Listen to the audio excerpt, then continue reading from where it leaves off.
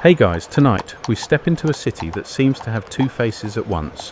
One face lifted into the wind, proud and brick bright, and another face half sunk in damp shadow where sealed windows stare out from below the sidewalk, like sleepy eyes that were never meant to stay open this long.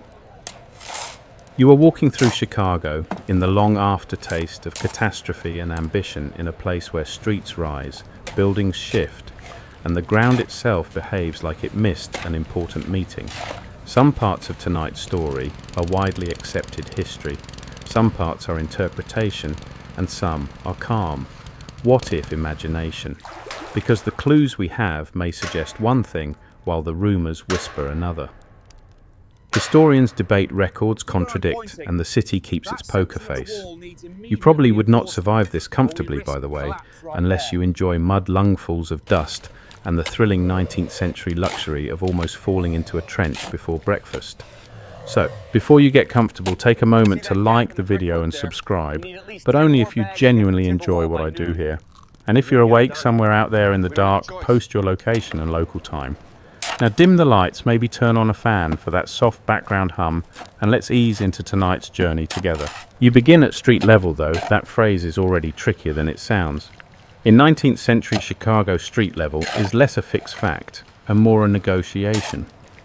Most historians agree that early Chicago had a serious elevation problem. The city sat low, soggy and stubbornly vulnerable to standing water sewage trouble and all the fragrant consequences of mixing rapid growth with marshy ground. And when I say fragrant, I mean the kind of smell that could probably peel the wallpaper off a boarding house from 3 blocks away. So the city did something both practical and faintly surreal. It started raising itself. What's broadly accepted is that in the 1850s and 1860s, engineers, contractors and labour crews lifted streets and in some cases entire buildings to improve drainage and sanitation. That is not a legend. That part is real, documented and honestly dramatic enough without any extra seasoning. You stand in a city where hotel shops and blocks of masonry were jacked upward with screw jacks and patient coordination, while business in some of them continued as usual. Imagine ordering dry goods while the floor beneath you slowly climbs skyward. It is the kind of civic confidence that says, yes, we are moving the building today, and no, this is not a reason to cancel lunch. The evidence we do have points to an urban environment in constant adjustment. Mud streets became graded roads, sidewalks changed height. Entrances that once opened naturally onto the street could end up below the new level, while fresh stairways retaining walls and altered facades reshaped the view. A careful reading might suggest that many of the strange lower windows and buried arches later noticed by curious observers were simply the visible leftovers of this transformation. That is the cautious explanation, and often the strongest one. But as you drift past the brick fronts and damp alleys of our story, something about those half-hidden shapes keeps tugging at the sleeve. You can picture it. A labourer with a shovel bites into packed earth near a foundation line. A foreman wipes grit from his moustache and squints into a newly opened cut, where old brick emerges at an angle that does not quite match the present street. A curved lintel appears where no doorway should be. A row of blocked windows peers out beneath a newer wall line. None of this must mean anything mysterious. Cities build over themselves all the time. Layers happen. Streets rise, buildings adapt. Case closed, everyone go home and drink weak coffee. And yet it is possible that the visual effect of these buried levels did more than confuse later passers-by. It may have planted a lasting unease, because what you see does not feel like a basement in the modern sense. It feels at moments like a city that has been politely pushed downward and told not to make a scene. Historians still argue whether the most dramatic buried features in old Chicago are best understood as routine products of street raising and redevelopment, or whether some examples reflect more complicated building histories that were never neatly recorded. That sentence, calm and academic as it sounds, leaves plenty of room for atmosphere. You move through that atmosphere now. The gaslight is low. Cartwheels knock over uneven boards. Boots pick up a film of clay so thick it seems the city is trying to keep a souvenir of everyone who enters. Chicago in this era is booming, improvising, coughing, hammering and pretending it knows exactly what it is doing. Most of the time perhaps it does, but one interpretation is that during such rapid growth, oddities could easily slip by without receiving the kind of careful notice they would attract later. Not because anyone staged a grand secret in a black cloak and dramatic hat, but because fast-growing cities are excellent at misplacing yesterday under tomorrow. That matters because later generations often look at buried masonry and imagine intention where there may only have been momentum. A fringe idea proposes that some of these lower structures belonged not merely to earlier Chicago, but to something older, grander, or less easily explained, folded into the city during rebuilding and then quietly forgotten. This theory is not widely accepted, and if the evidence is thin, we'll say so. In this case, the evidence for any lost advanced urban civilization beneath Chicago is, to put it gently, not robust, more of a haunted shrug than a solid archive. Still, the rumour persists because the visuals are so good, and buried arches are catnip for the imagination, if we treat it as a possibility rather than a conclusion. What if the story is pointing at something else, not necessarily an impossible hidden empire, not a neat revelation tied with ribbon, but a puzzle created by real engineering, incomplete records, reused structures, and the human habit of noticing mysteries only after the workers have gone home? The mystery isn't in what we know, but in what we can't confirm. Some parts are documented, some are interpretation, and some are gentle imagination. We'll keep the solid ground separate from the mist. You pass a wall where the mortar has darkened with age and damp. Near the base, almost swallowed by the raised grade, a sealed opening stretches sideways in a graceful curve. It might once have been a doorway. It may have been a window. It could have belonged to a basement intended from the start. A more cautious explanation could be that you are simply seeing the awkward afterlife of practical urban engineering. But the angle of the brick, the confidence of the arch, the way it seems made to be seen rather than buried, all of it invites the quieter question. What was this place before the city decided to stand a little taller? Not before Chicago, in the mythic sense. Not before maps and names vanish into fantasy.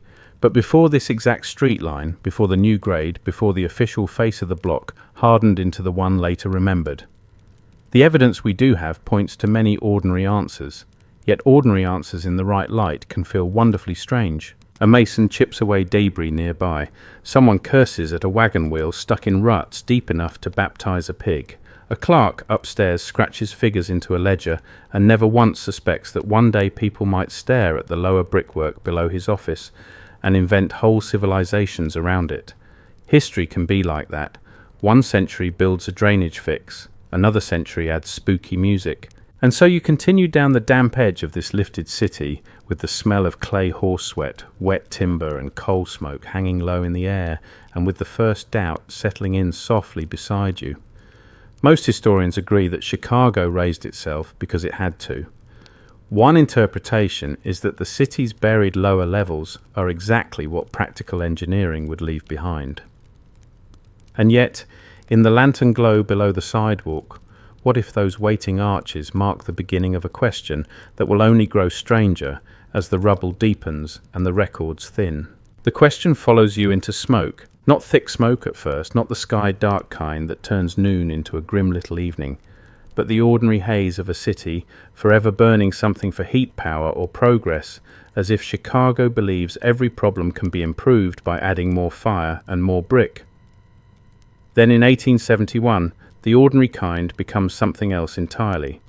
Most historians agree that the Great Chicago Fire destroyed a vast central portion of the city and left an enormous scar across its commercial core, homes, warehouses, hotels, and public buildings. What's broadly accepted is that the fire moved fast through a landscape of wood construction, dry conditions, strong wind, and close-packed urban growth. The devastation is real enough without embroidery. Thousands of buildings gone, large sections of the city reduced to char ash, twisted iron, and broken masonry. A practical person would look at that and see rebuilding. A dreamier person might look at the same rubble and feel the first itch of an open question. Because fire does something strange to a city's memory. It destroys records, yes, but it also reveals foundations. You walk through the ruined district in the months that follow, boots crunching over cinders and fragments of glass, and beneath the smell of wet ash there is a heavier scent of soaked brick and old lime mortar. Men sought salvageable stone from collapsed debris. Wagons creak under loads of bent metal and half-burned timbers. Surveyors move with notebooks, contractors with plans, and opportunists with the spiritual flexibility of raccoons in top hats. That is one of the recurring miracles of urban history. Before the smoke clears, somebody is already trying to sell you a lot. The evidence we do have points to an immense chaotic rebuilding effort after the fire. Streets were reimagined, codes changed, materials shifted. Investors, city leaders and property owners all had reasons to move quickly. A careful reading might suggest that amid such speed, the lower parts of older buildings, especially masonry foundations and subgrade levels, would not always be removed completely. Sometimes they were incorporated, filled over, built upon, or obscured by new work. A more cautious explanation could be that many later mysteries of buried Chicago begin right here in the practical aftermath of disaster. That explanation has real weight behind it. Rubble becomes fill, damaged walls become anchor points. Foundations survive when upper stories do not. Even in ordinary home renovations today, people discover layers of old flooring, patched openings, forgotten crawl spaces, and pipes that appear to have been installed by someone with a personal grudge against geometry. Now expand that to a whole city recovering from one of the most famous urban fires in American history, and suddenly buried oddities start to seem not only possible, but inevitable. Still, the imagination does not retire so easily. One interpretation is that the fire, by stripping away later finishes and exposing structural bones, briefly uncovered parts of Chicago that no longer matched the official surface story. Not lost empires, not secret kings in underground marble halls. Let's not get carried away and put ceremonial capes on everybody just yet, but earlier layers of construction that may already have been visually confusing even in their own time. Arches where there should have been plain cellar walls. Deep-set windows that imply once open facades. Heavy stonework that seems more monumental than its current buried state would suggest. Historians still argue whether the most puzzling lower-level remnants seen in post-fire rebuilding zones were simply the normal leftovers of pre-fire urban development, or whether the speed of reconstruction helped erase the details needed to understand why certain structures looked older, grander, or more deeply set than expected. That is where the mood shifts. Because you are not just in a burned city now, you are in a city choosing what to remember first. Most historians agree that Chicago's post-fire reconstruction was energetic, organized in parts, improvised in others, and driven by the powerful need to restore commerce and confidence. The city could not afford to sit in philosophical silence beside every exposed foundation and ask whether a sealed arch had feelings. Business had to resume, streets had to function. Investors needed reassurance. So the practical instinct won as it usually does. Clear the debris, rebuild the block. If a broken lower wall can be reused, reuse it. If a void can be filled, fill it. If an awkward structural remnant can be hidden behind fresh brick and a straighter facade, so much the better. Urban beauty often begins as urban denial. A fringe idea proposes that this moment after the fire created ideal conditions for a quieter kind of cover-up. Not necessarily a sinister operation planned in candlelit basements, but a collective preference for cleaner narratives. Chicago wanted to become modern, resilient, triumphant. A city reborn from ashes is a much better headline than a city awkwardly standing on top of architectural leftovers nobody fully understands.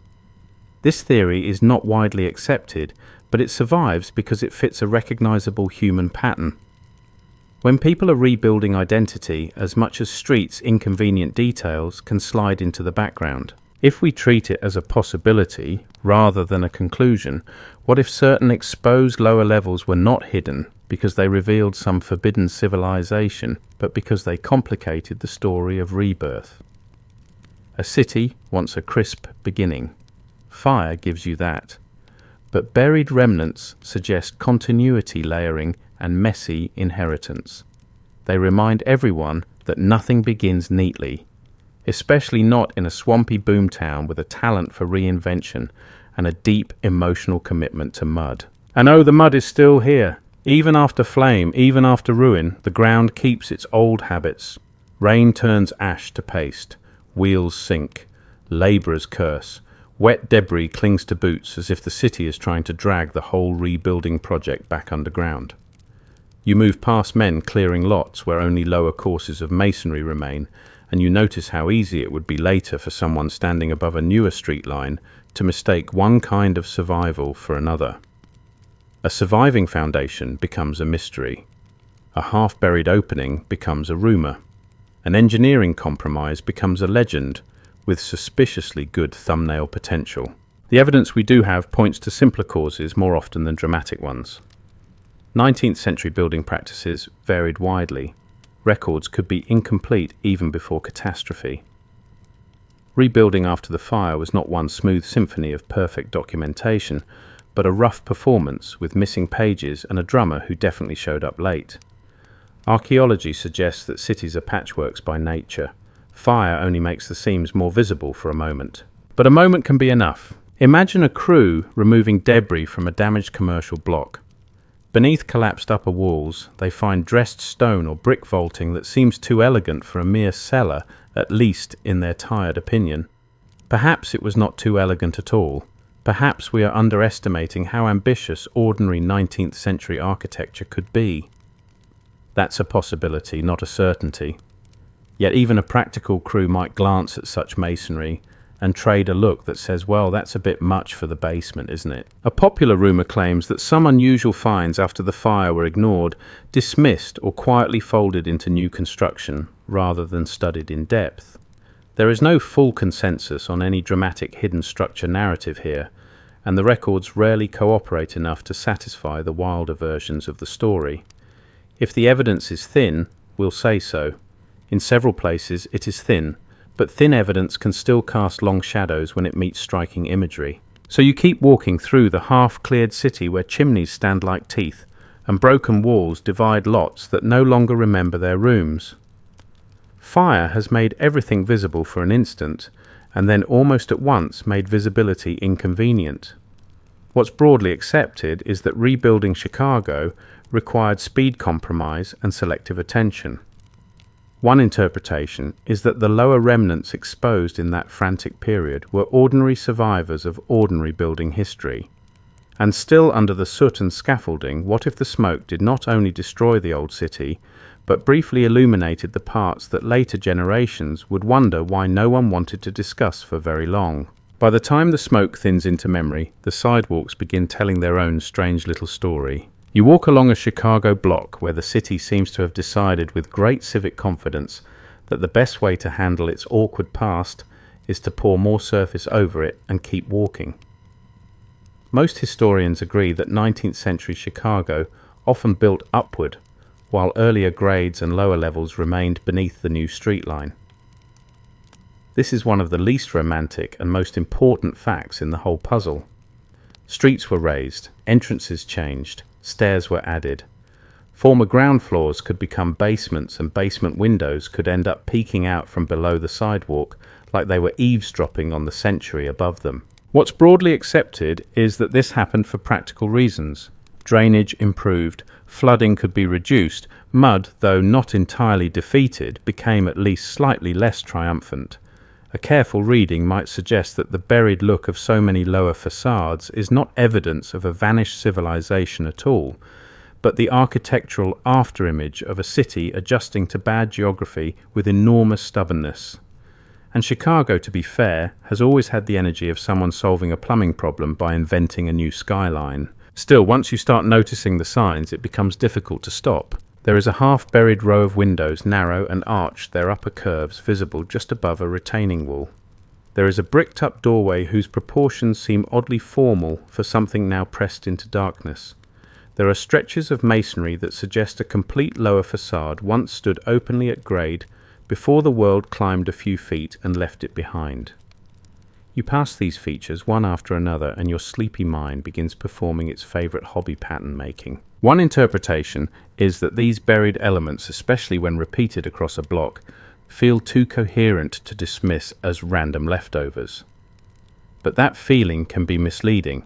The evidence we do have points to consistent street raising and redevelopment practices that would naturally create repeated buried forms. If every building on a stretch of road once opened onto a lower street And then the greyed rows, of course you might see a whole chorus of sealed windows and tucked away arches.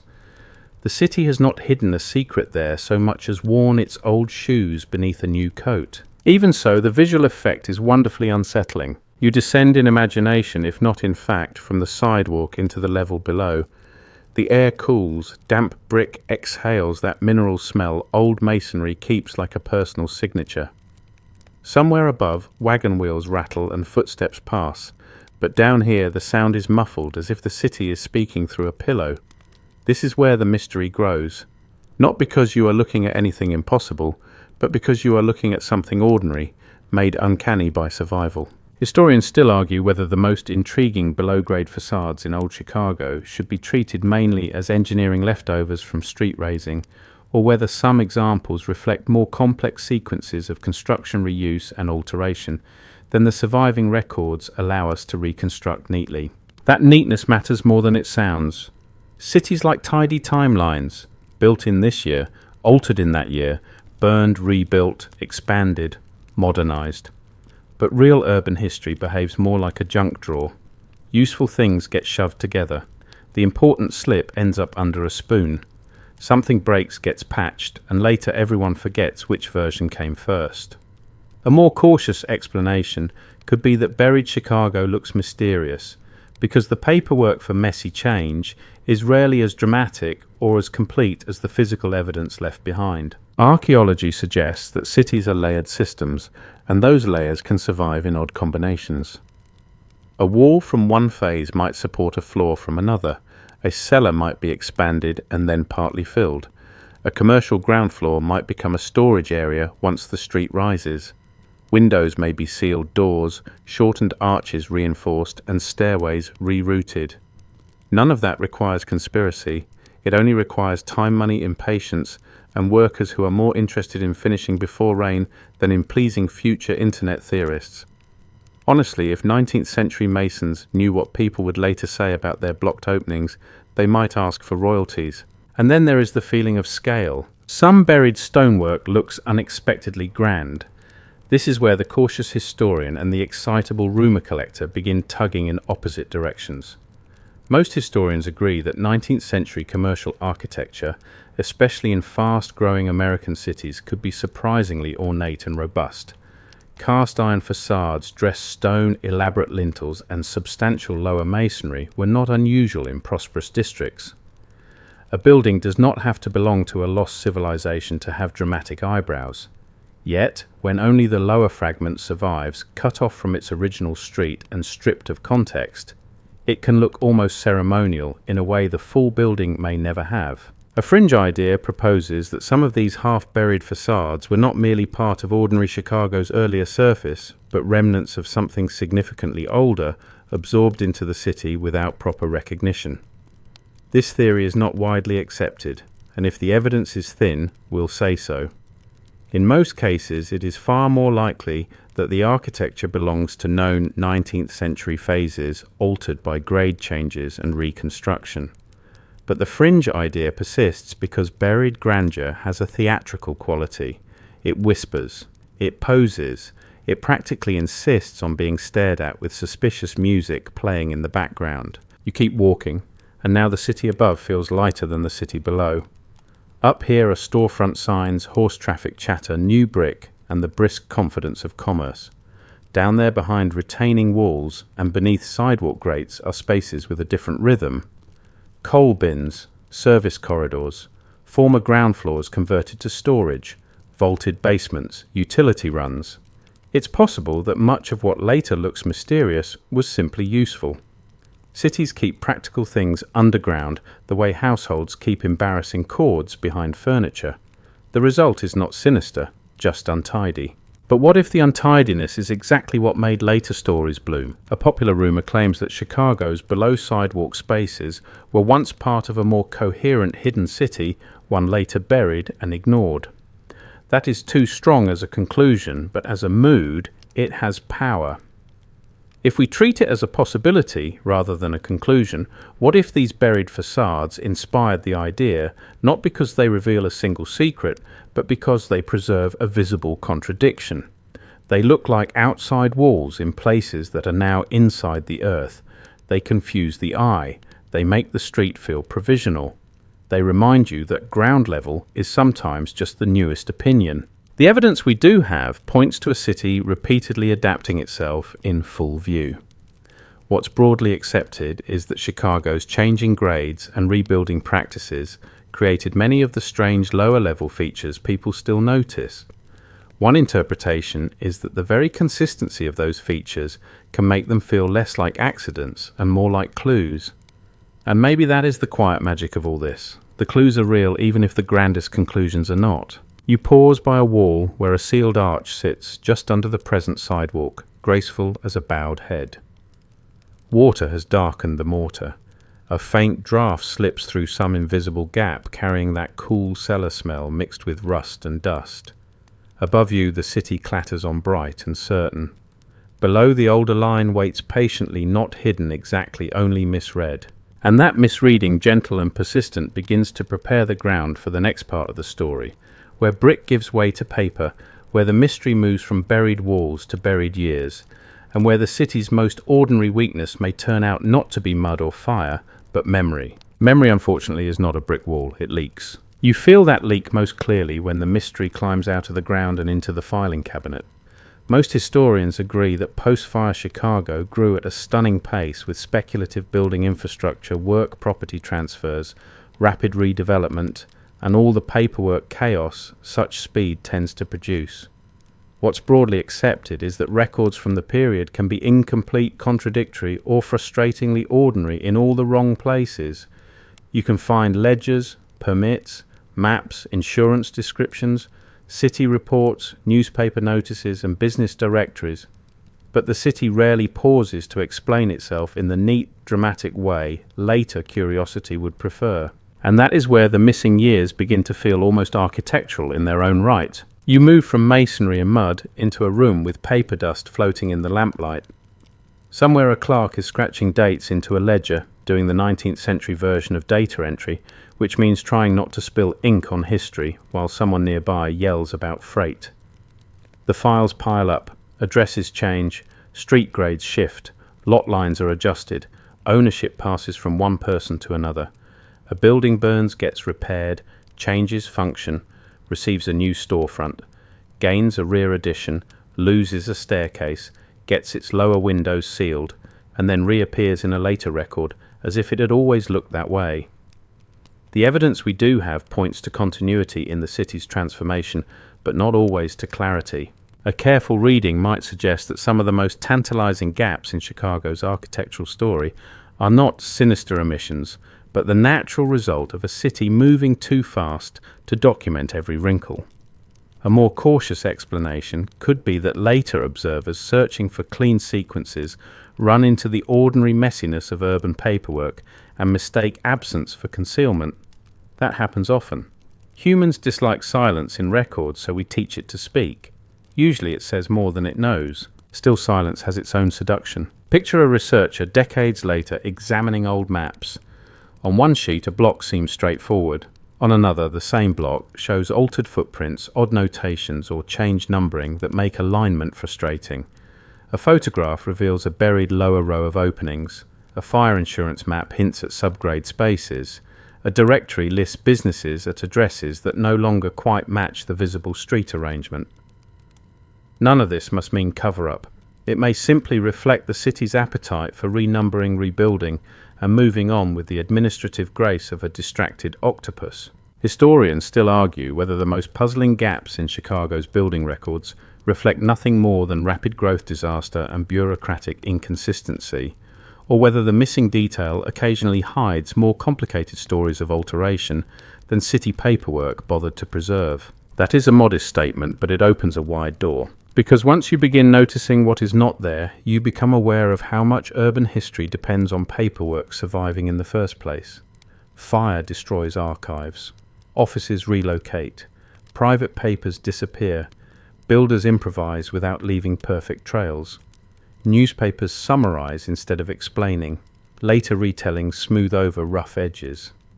The city that exists in records is always slightly more orderly than the city people actually inhabited, That's a possibility, not a certainty, but it is one that historians live with all the time. Most historians agree that Chicago's rise in the decades after the fire was part of a broader American pattern of explosive urban expansion. Railroads, commerce, migration, and ambition all converge. Architecture becomes both practical and performative. Neighborhoods change quickly. The evidence we do have points to a place more interested in becoming the next thing than preserving a perfect memory of the last thing. One interpretation is that this forward-leaning mindset may have encouraged selective attention. Not a grand deletion of truth, not top hats gathered around a candle saying, "Excellent, let us hide the arches," but a softer civic instinct to prioritize what served progress. That instinct shows up in records as much as in brick. What gets documented carefully is often what matters to taxation, ownership, insurance, commerce, and political image. What gets described vaguely is often whatever could be understood later by local custom, visible context, or sheer assumption. If a lower level was filled, altered, or rendered irrelevant by a raised street, it might receive only passing notice. If a facade changed because the grade changed, the paperwork might focus on frontage and value, not on the emotional journey of the old doorway now buried to the shoulders. Bureaucracy is famously bad at poetry. A fringe idea proposes that certain odd omissions around buried structures are signs of intentional suppression tied to a hidden architectural inheritance, sometimes folded into broader Tartarian-style narratives. This theory is not widely accepted, and if the evidence is thin, we'll say so. Here it often is. The trouble is that incomplete records can support almost any imaginative theory if handled carelessly. That is why we keep the solid ground separate from the mist. Some gaps are genuinely puzzling. That does not automatically make them profound. Yet if we treat it as a possibility rather than a conclusion, what if the missing detail matters not because it proves a hidden civilization, but because it reveals how cities curate themselves? Chicago is not unique in this. Urban centers everywhere emphasize certain stories and quietly flatten others. They celebrate rebirth, invention, and skyline. They mention mud, but briefly. They mention fire dramatically. They mention awkward transitional decades only when forced. A city like a person at a reunion prefers the flattering version. You drift through this paper maze and feel how uncertainty accumulates. One map disagrees with a photograph. A later article uses language that sounds more polished than precise. A building seems younger in one source and older in another. A basement line does not quite fit the present grade. A vanished stairway appears in a sketch, but nowhere else. The missing years are not entirely missing. They are scattered, smudged, and unevenly lit. Archaeology suggests that when physical evidence and documentary evidence do not line up perfectly, the answer is often complexity rather than conspiracy. Buildings are changed more than once. Addresses shift. Owners rename properties. Surveyors use imperfect references. Reconstruction after fire and grade raising can create a layered environment that later documents flatten into simpler categories. That is probably the case more often than not, but probably is not always satisfying, especially when a buried arch is staring at you like it knows something. And so the mood keeps deepening. You imagine clerks who never thought their hurried numbers would one day be treated like sacred fragments. You imagine labourers making practical decisions that would confuse future readers. You imagine one missing permit or one lost elevation nudging a whole later story towards suspicion. A popular rumour claims that newspapers of the era sometimes help tidy public memory by celebrating progress while overlooking inconvenient architectural oddities. That claim is hard to prove broadly, but it raises a softer point. Public narratives and full realities are rarely twins. The evidence we do have points to a real city of layered construction, partial documentation, and ambitious forgetting. What's broadly accepted is that Chicago changed so quickly that its records cannot always preserve every stage of its own becoming. One interpretation is that the missing years are less a literal disappearance than a zone of blurred transitions where lower structures, altered grades, and damaged archives left behind just enough uncertainty for later rumour to thrive. And in that uncertainty, the paper trail begins to feel a little like the buried facades themselves, partly visible, partly sealed, and oddly persuasive, precisely where it is hardest to read. And now the rumour finally walks into the room trying very hard to look important. By the mid-1870s, Chicago is no longer merely rebuilding, it is narrating itself. Most historians agree that the city's recovery after the fire became part of its civic identity, a proud story of resilience, enterprise, and modern ambition. What's broadly accepted is that newspapers, business leaders, and public figures all had reasons to emphasize rebirth over confusion. A city rising from ashes makes for splendid copy. A city pausing to examine every buried oddity under its fresh new streets does not. That is less epic and more administrative, which, as you know, is the natural predator of romance. This is where the phrase cover-up begins to take on its smoky glamour. A fringe idea proposes that by around 1874, certain unusual lower structures or buried architectural remnants were not merely ignored, but quietly dismissed or absorbed into redevelopment because they complicated the official story of Chicago's clean resurgence. This theory is not widely accepted, and if the evidence is thin, we'll say so, it is thin in the dramatic sense. There is no tidy document stamped "Secret Buried Arches Department sadly depriving the world of what would surely be the greatest municipal memo in history." What exists instead is something much less theatrical and perhaps more plausible incentives. The evidence we do have points to powerful incentives for simplification. Investors wanted confidence, city leaders wanted order, property owners wanted usable lots and rising values, newspapers wanted momentum, engineers wanted workable streets. In that environment, a careful reading might suggest that inconvenient remnants from earlier grades' partial foundations, damaged lower facades, and awkward subgrade spaces would often be treated as practical nuisances rather than historical treasures. A more cautious explanation could be that what later generations call a cover-up was in many cases merely redevelopment with terrible bedside manner. Still, let's linger where the rumour likes to breathe. Picture a work crew opening ground near a rebuilt commercial block. Beneath fill and rubble appear courses of brickwork too refined in someone's opinion for a simple cellar wall. An old opening, perhaps arched, perhaps framed in stone, sits lower than expected. The foreman studies it for half a minute, shrugs, and decides the schedule matters more. Fill it, build over it, move on.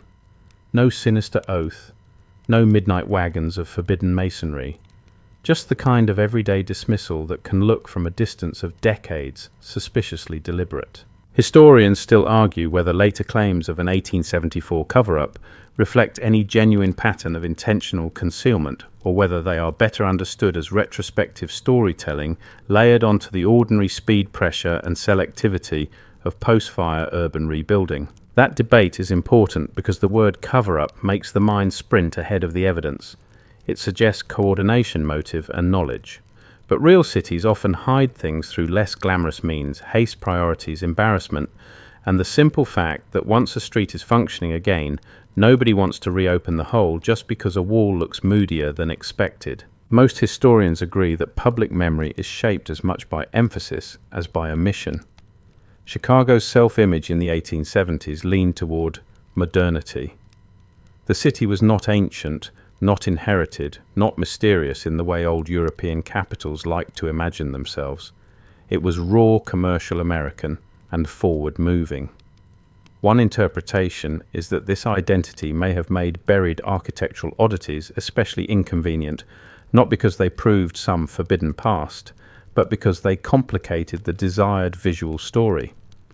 Newer streets over older levels are understandable, layers are understandable, but the more grand or unusual the buried fragments appeared, the more awkward the explanation could become in a culture busy selling confidence. A popular rumour claims that some newspaper accounts from the era underplayed strange finds during street work and rebuilding. That is difficult to verify as a broad campaign, but the softer point remains newspapers are not neutral vaults of total reality. They are selective machines. They prefer the dramatic, the useful, the civic, the profitable. If a mysterious lower wall appears under a sidewalk, its fate in print may depend less on its historical value than on whether anyone influential thinks it deserves column space. A more cautious explanation could be that silence in newspapers often reflects changing attention, not conspiracy. Even so, silence has style. You feel it as you move through the newly ordered blocks where fresh facades rise above ground that has been scraped, filled, graded, and disciplined. Underneath, older levels remain trapped in partial afterlife. Coal chutes, bricked windows, retaining walls, service doors turned into blind arches. The city above acts as if it has always been this height. The city below knows better. That contrast is enough to stir the imagination without asking it to lie. If we treat the cover-up idea as a possibility rather than a conclusion, what if the real concealment was cultural rather than criminal? What if Chicago did not bury a secret so much as prefer a smoother legend of itself? A place of progress, not inheritance. A place of invention, not adaptation. A place that rose clean and bold, rather than one that stood on top of complicated leftovers, smelling faintly of wet brick and municipal compromise. Archaeology suggests that urban burial, reuse and overbuilding are common processes, and the material record in such cities is often far messier than public memory allows. That is the mainstream's safe anchor beneath the rumour. The evidence we do have points to layered development rather than vanished empires. But it also points to something psychologically richer. People do tend to flatten messy transitions into crisp stories. Fire, then rebirth. Mud, then order. Old city, new city, nice and tidy. Everyone clap politely. Try not to look at the lower arches breathing under the sidewalk. A fringe idea proposes that these buried remnants were evidence of a much older and more advanced pre-existing urban system later folded into Tartarian-style theories. This theory isn't widely accepted, but it persists because it offers emotional satisfaction where paperwork does not. It turns ambiguity into drama. It gives the arches a kingdom and the missing records a villain. Yet if the evidence is thin, we'll say so.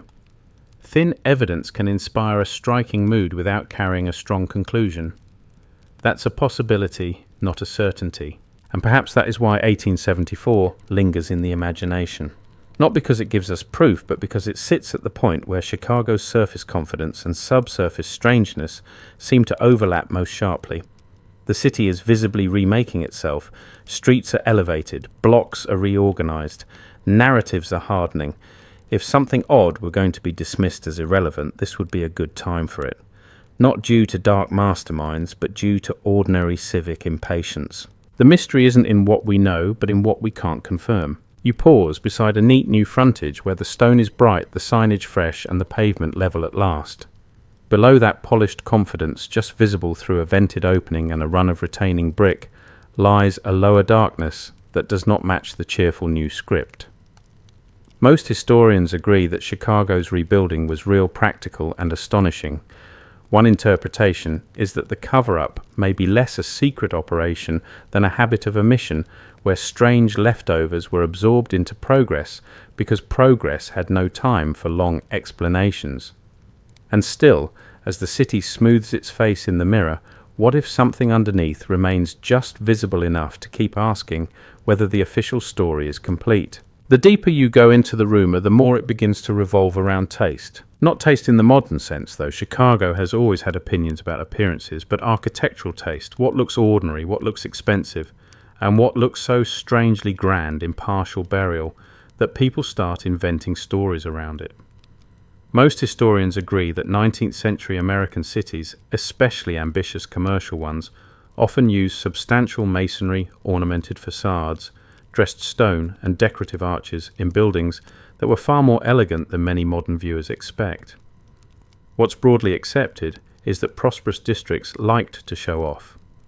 Banks, hotels, warehouses, arcaded storefronts, and civic buildings could all wear a level of detail that feels almost theatrical today. So when fragments of such structures survive below grade, stripped of context, they can look less like leftovers and more like relics. And relics, as you know, are very good at attracting dramatic personalities. You step along a block where only the lower anatomy of old architecture remains visible.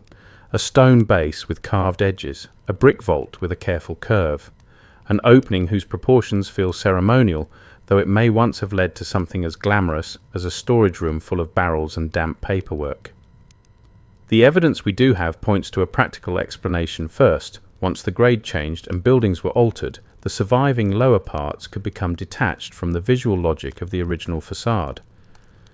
What was once merely the bottom third of a handsome building now reads as a mysterious buried fragment. A careful reading might suggest that the grandeur is real, but the mystery comes from seeing only a slice. That slice, however, can be very persuasive. One interpretation is that certain buried fragments in Chicago look too grand, not because they belong to a forgotten ancient civilization, but because 19th century builders were more ambitious in stone and brick than later casual observers assume. This is a useful correction. The past was not all crude timber and rough planks. Cities that expected trade prestige and growth often built as if they meant to impress visiting strangers and mildly intimidate competitors. There is nothing fringe about that. In fact, it is one of the most normal things a rising city can do. If a facade could say we are prosperous and probably overcharging you, so much the better. Still, the buried condition changes the emotional math. A doorway intended to open proudly onto a street becomes an arch pressed into earth. A line of lower windows loses its upper stories and begins to resemble some submerged arcade. Stone details that once looked merely fashionable now seem oddly solemn when isolated in shadow. A more cautious explanation could be that buried magnificence is often just normal magnificence viewed from the wrong century and the wrong height. But being viewed from the wrong century is basically how half of history gets its fan club. Historians still argue whether the most monumental-looking buried fragments in old Chicago should be understood simply as surviving portions of ambitious 19th century buildings, or whether a few examples suggest building histories more layered and visually confusing than the surviving documentation neatly explains. Notice that the phrase does not give the mystery everything it wants. It leaves the door ajar but keeps a hand on the frame. Most historians agree that American urban architecture in the mid-19th century borrowed freely from European styles and from the broad visual language of permanence arches, cornices, pilasters, dressed masonry and symmetry. The evidence we do have points to widespread imitation, adaptation and showmanship rather than to a secret lost system. If a commercial block in Chicago seems curiously stately, the first explanation is usually that people in booming cities liked stately things. That's not a hidden truth. That's just developers being developers across the centuries, the universal tradition of saying, yes, the rent is outrageous, but look at the stonework. A fringe idea proposes that some of the grander buried fragments point to a previous built environment whose sophistication exceeded what conventional narratives allow. This theory isn't widely accepted, but it draws strength from the emotional mismatch between present function and surviving form. Why does this half-buried lower wall look so formal? Why does that arch feel ceremonial? Why does this sealed opening resemble the remains of an elegant public space when the records treat it like a basement? These are fair visual questions. They simply do not compel a dramatic answer on their own. If we treat the theory as a possibility rather than a conclusion, what if the scale and refinement of certain buried pieces did not reveal a lost empire, but did reveal how much gets lost when context disappears? A facade without its upper stories can seem older than it is. A vault without its adjacent rooms can seem more mysterious than it was. A stone threshold without a living street can feel like evidence of another world. The mystery isn't always in the object. Sometimes it's in the missing frame. And frame is everything. Imagine one of these buildings before the street rises around it. The lower windows are bright with reflected daylight. Passers-by move across the frontage. Goods are displayed. Steps connect door to curb. The facade is complete, if perhaps a bit proud of itself. Then grading changes, walls are adapted, entrances are rerouted. Upper portions are rebuilt after damage, and the lower stretch becomes trapped beneath the new order. Viewed later in fragment, its confidence curdles into enigma. That's a possibility, not a certainty, but it helps explain why so many buried remnants feel unnervingly composed. Archaeology suggests that partial survival often creates false age impressions. A fragment can look more ancient, more deliberate, and more symbolic than the whole structure ever did. The evidence we do have points to this effect in many historical settings, not just Chicago. Ruins are vain. They know how to pose. Give a wall enough moss shadow and a missing roof line, and suddenly everyone starts speaking in whispers like they've entered a cathedral of unanswered questions. But Chicago adds another ingredient: repetition. It is not one grand fragment that stirs the imagination, it is many. A row here, a vault there, a buried opening down the block, another retaining wall farther on, enough to make the city feel as if it has a lower costume under the one it wears for public occasions. One interpretation is that repetition itself gives the rumour momentum. If these were isolated examples, fewer stories would grow around them. But repeated buried grandeur feels to the casual eye like pattern, and pattern is the oxygen of theory. A popular rumour claims that workers and residents sometimes remarked on how elaborate certain lower levels looked compared with what they expected of mere basements. Hard evidence for those exact remarks is uneven, but the broader feeling is believable. People respond to visual contradiction. They always have. You do not need to believe in buried kingdoms to be struck by the sight of an elegant arch half swallowed by packed earth. So you keep moving along the city's half-hidden lower face where beautiful fragments linger in damp brick twilight and the grandness seems to have nowhere proper to go. Most historians agree that much of this splendour belongs comfortably within known 19th century architecture. One interpretation is that the surviving fragments seem stranger than they are because they have been severed from their original elevations and uses. And still in that severing, what if something important is revealed? Not a secret empire, but a more unsettling truth. Cities can inherit their own recent past so badly that it begins to look ancient almost at once. By now, the official story belongs to architects, engineers, investors, and newspapers, but the underside of the city belongs to workers. You feel that difference immediately. Above ground, Chicago is all posture and momentum. Brick fronts freshened for public confidence wagons rattling past shop windows, clerks pretending the future arrived on schedule. Below that polished surface are trenches, fill retaining walls, coal chutes, service passages, damp basements, and the men who spend their days ankle-deep in the practical afterlife of urban progress. Most historians agree that labourers, excavators, teamsters, sewer crews and utility workers often had the most intimate contact with the buried layers of 19th century cities. What's broadly accepted is that if anyone regularly saw the odd lower levels, sealed openings, reused foundations and awkward subgrade spaces that later generations would romanticize, it was the people being paid to shovel around them. And people who are tired, underpaid and covered in clay are not always motivated to write long, reflective essays about the weird wall they found before lunch. The evidence we do have points to a city rebuilt through enormous manual effort. Crews opened streets, moved earth, laid pipes, repaired foundations, hauled rubble, sorted salvage, and adapted older structures to newer grades. One interpretation is that many small observations about strange buried features may simply have lived and died as worksite talk. A careful reading might suggest that the silence of formal records does not mean workers noticed nothing. It may mean only that the noticing stayed oral, practical, and fleeting. If a labourer found an elegant buried arch while trying not to lose a boot in the mud, his first concern may not have been preserving a scholarly footnote for posterity. It may have been swearing softly and asking for a stronger shovel. You can picture the rhythm of it. Pickaxes bite, spades scrape, a cart groans past loaded with broken brick. Someone knocks ash from a pipe and says that the old wall below this block looks too handsome for a cellar. Another man laughs and says everything downtown is too handsome for a cellar if you squint hard enough. They keep digging. The city above continues making speeches about destiny, while the city below coughs up fragments one boring afternoon at a time. Historians still argue whether the most persistent rumours about buried structures in Chicago began with genuine worker observations, later exaggerated into legend, or whether the legends themselves grew mostly from much later interpretations of visible lower facades and urban grade changes. That matters because rumour often wants an eyewitness, and workers make excellent candidates. They are believable. They saw things. They had no obvious reason to invent grandeur for its own sake. But oral impressions are slippery. A single remark on a muddy site can become a story by evening, a stronger story by next year, and a fully dressed local legend by the time someone writes it down.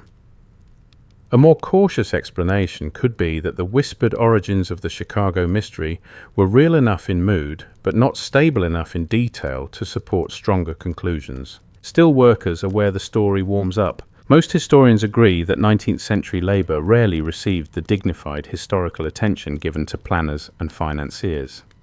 That means the lived experience of excavation adaptation and rebuilding often survives only in fragments, memoirs, stray newspaper anecdotes, engineering reports, and the occasional practical description stripped of emotion.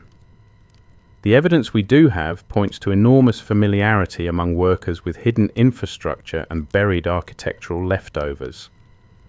Sewer diggers, foundation crews, and street graders would have known better than anyone that Chicago had layers. Not mystical layers necessarily, just stubborn ones. A popular rumour claims that crews occasionally found lower spaces or masonry features that seemed oddly complete, as though parts of a previous streetscape lingered just under the present one. That rumour is not impossible. In fact, given what we know about street raising and rebuilding, it is quite plausible that workers did encounter things that felt visually surprising. The difficulty comes later, when surprise becomes theory. An elegant buried wall can inspire the sentence, "This is strange," without justifying the sentence, "Therefore everything you know is wrong." History, sadly for the more theatrical among us, spends a lot of time in that gap. If we treat the rumour as a possibility rather than a conclusion, what if the workers' role in this story was not discovering a hidden civilization, but preserving the city's uncertainty through small comments, jokes, and passing observations? Perhaps a foreman says the lower openings on this block look like real storefronts. Perhaps a teamster mutters that the street feels like it is riding on top of another one. Perhaps a labourer, seeing a neat vault emerge from fill shrugs, and says, "Chicago's got another basement pretending to be a palace." These are not proofs, they are textures, but textures matter. Archaeology suggests that local knowledge around construction sites can preserve genuine clues, even when the language is imprecise. Workers often notice pattern before scholars do, because pattern interrupts labour. You remember the wall that was harder to break through. You remember the foundation line that ran deeper than expected. You remember the strange cool air coming from a seam in the masonry when no opening should have been there. That's a possibility, not a certainty, but it helps explain why rumours rooted in labour can feel more grounded than rumours born entirely in drawing rooms. And then there is the newspaper silence. Most historians agree that newspapers in rapidly changing cities did not record everything workers saw, especially not if the observation lacked immediate civic value. One interpretation is that unusual lower structures may have gone underreported simply because they were neither scandalous enough nor useful enough to deserve much column space. A more cautious explanation could be that by the time journalists heard about such things, they already sounded too ordinary to people on the ground and too messy to summarize elegantly. The city's public voice liked clean narratives. Work sites produced mud-splattered ones. A fringe idea proposes that this silence itself was part of an intentional effort to suppress knowledge of buried architecture. This theory isn't widely accepted, but it survives because silence invites motive. Still, if the evidence is thin, we'll say so.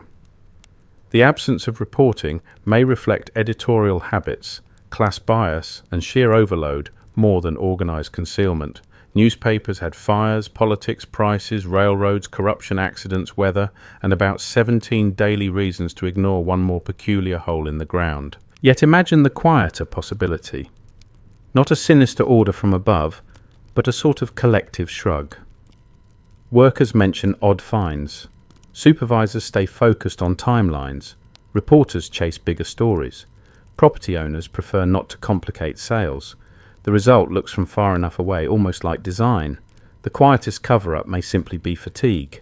The mystery isn't in what we know, but in what we can't confirm. You linger at the edge of a trench where damp brick glistens under weak light. The lower curve of an old opening disappears beneath packed fill.